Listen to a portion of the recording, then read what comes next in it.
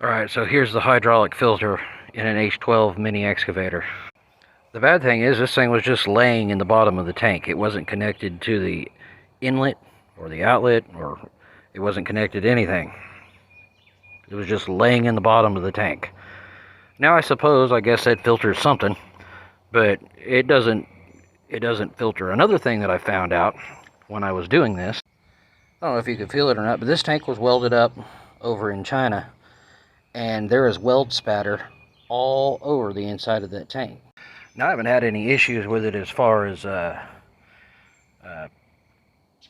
contamination, but I just ran my finger through there and I'm able to knock off those little pieces of weld spatter with my hands. So I'm going to have to really clean this tank out really well. Luckily, it hasn't done any damage to the hydraulic motors or anything like that.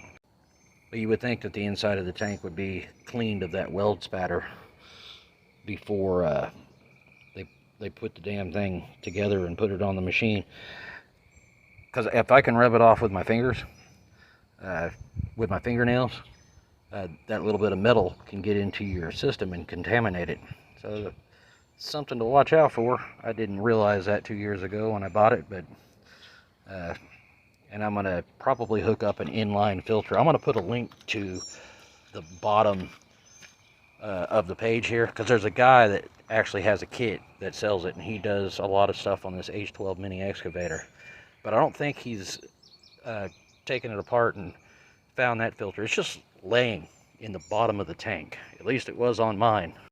Yeah, I don't feel or see anything that's threaded with anything with that damn big of threads in there that this thing would have, I mean, maybe if it would have screwed onto the side, but it doesn't even do that. It doesn't.